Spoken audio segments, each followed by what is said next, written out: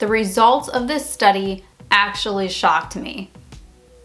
And now I'm going to share it with you.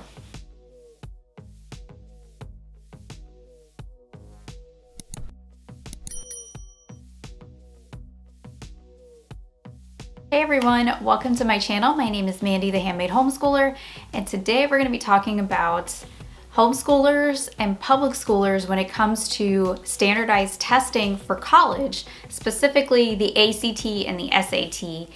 And I'm going to show you the information that's out there and why those results are the way that they are.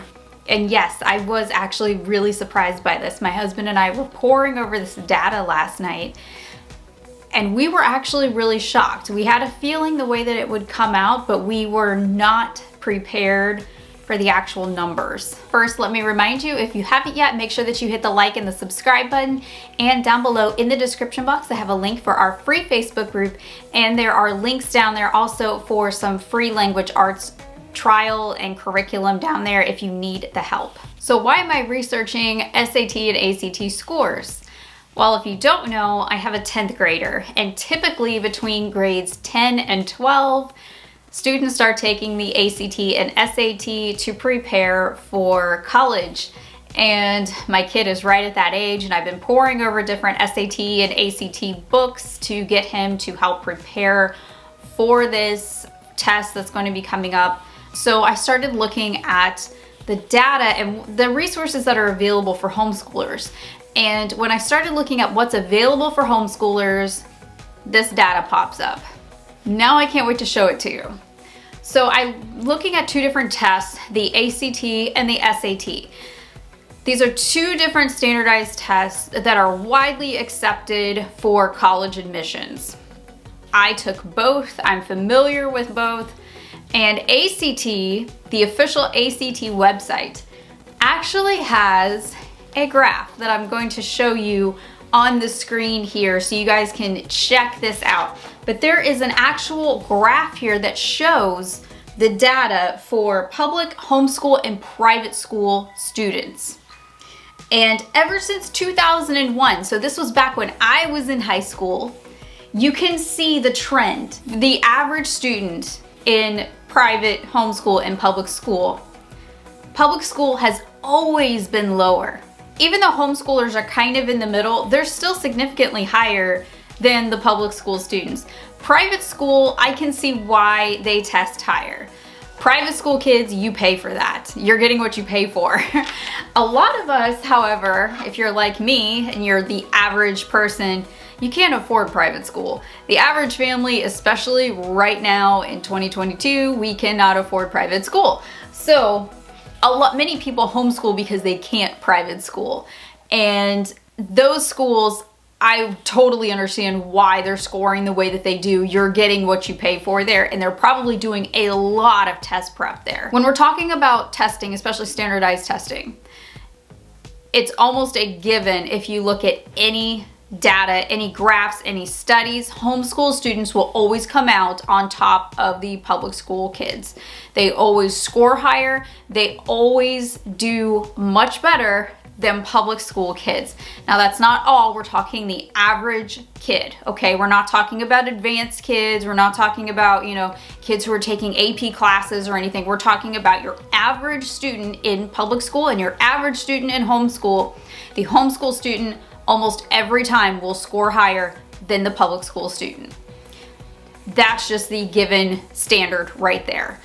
And that's actually one of the things that I found when I was researching whether or not I wanted to homeschool my kids back in 2014, 2015.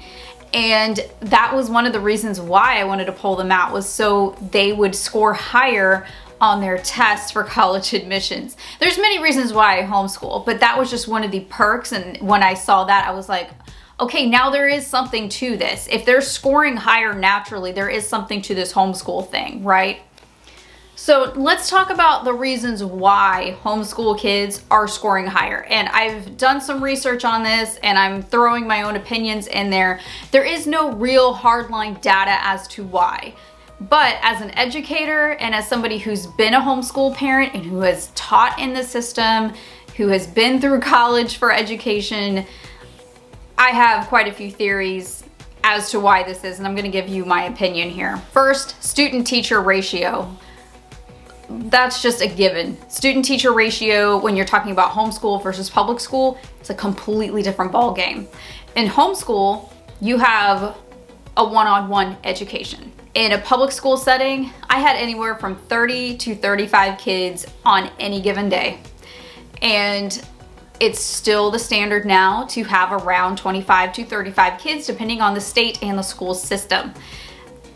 When you have so many kids, it is very hard to really slow down with any student to give them any kind of individualized help if they're struggling in an area.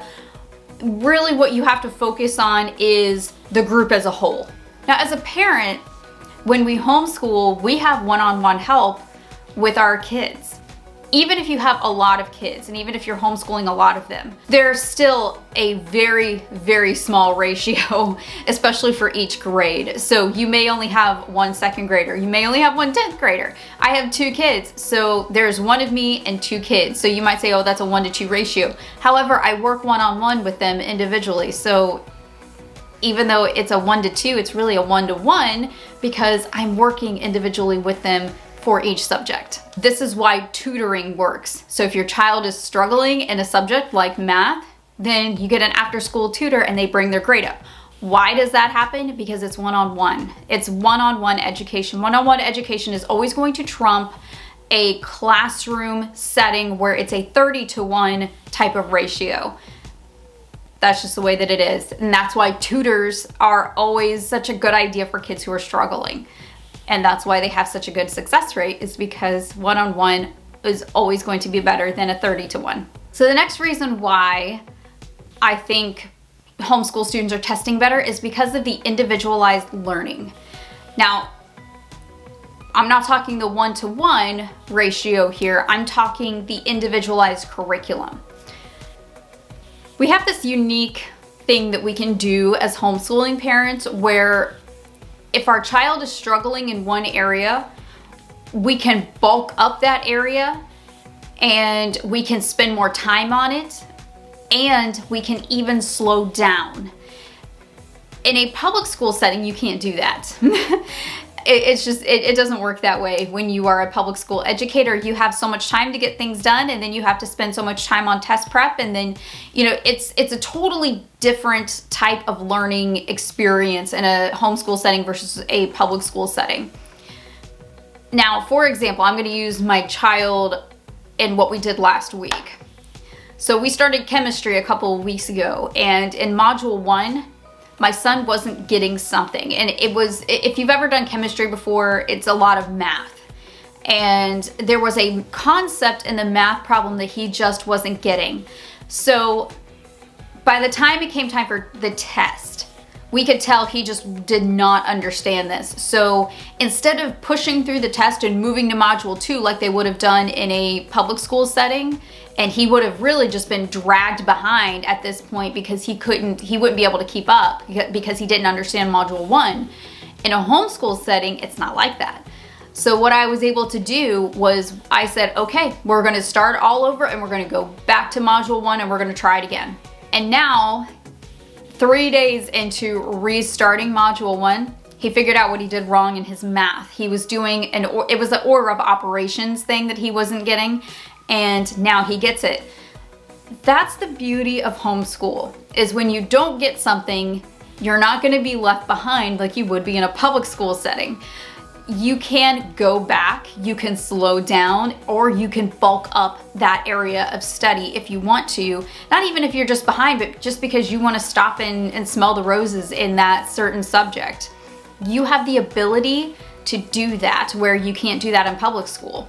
And because we were able to do that, not only did he understand the concept, but it gave him so much more confidence in learning altogether. So one more thing I want to add as to why homeschoolers probably test better is because the curriculum, a lot of homeschool curriculum actually has test prep built into it for high schoolers.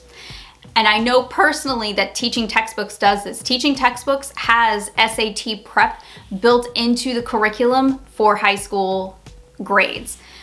which really puts my mind and my heart at ease because that is something that I was really nervous about teaching, is SATs and the prep that goes into all of that. And I'm already looking at like SAT books and things like that online to get my high schooler so he can start prepping. But knowing that a lot of that is built in already and he's going to already just be naturally practicing it on a daily basis takes a huge load off my shoulders. Also, programs like Abeka.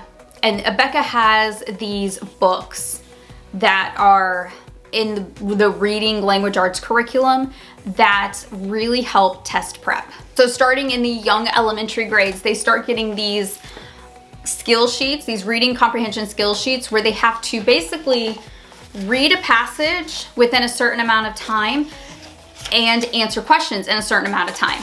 This is standardized test prep right here. These books are really good at increasing the reading speed and comprehension of your kids. These are only like $10 online. You can get them, I think, on Amazon and of course on abeka.com. But these books are great and they really helped improve my students' reading time. So these really help as well.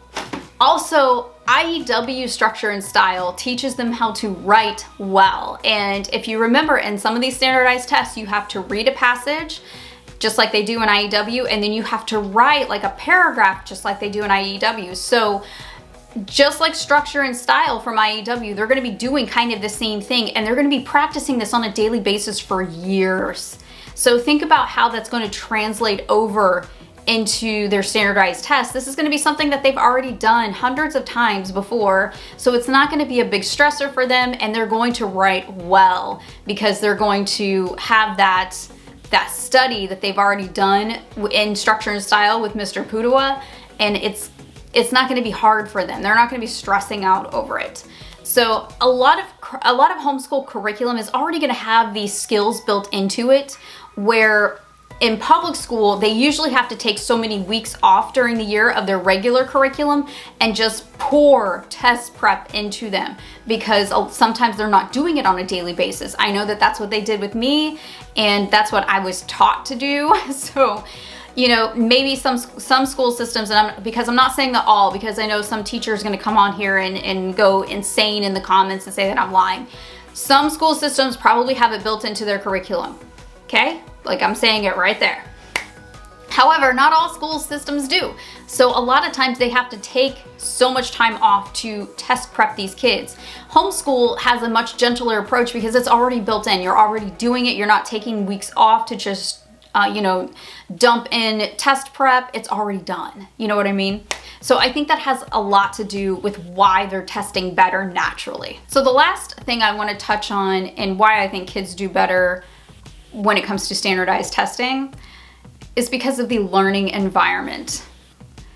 Altogether, I think homeschooling is just a better learning environment. There is so much less stress when we talk about homeschooling versus public school.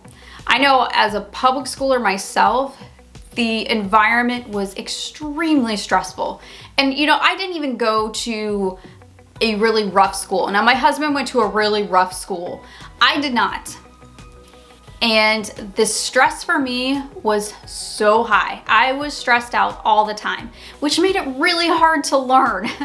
And you got to understand too, if you think back to when you were in high school, if you were a public schooler like me, think of all the things that you had to worry about. Were you wearing the right brand of clothes? Did you have the right shoes? Were you gonna get bullied for whatever reason when the bell rang? There's just so many things that kids deal with. And now today, I didn't even have to deal with this when I was in public school, but now public schoolers have to deal with social media and all of the cyberbullying that goes on in that arena. I was lucky. I was one of the last ones that got through high school graduation and through college without social media. I'm really glad that there's no digital proof of my high school days. Kids today don't have that luxury. They have the stresses of everything that we had as high schoolers, plus the digital stress of social media. When you take children out of that environment and you put them in their own home setting with a teacher that cares about them, which is you, there is such a calm that comes over everything. I really think that that has a lot to do with them testing better than most kids. So tell me down below in the comments. I would love to hear what your theories are. Why do you think homeschoolers test higher than public schoolers? Tell me down below. I want to read all of these answers. I'm very curious for yours. I'm going to tell you mine, but I'm very curious as to what your theories are down below. All right, guys, I will see you in my next video. I hope you have a great rest of your day and happy homeschooling.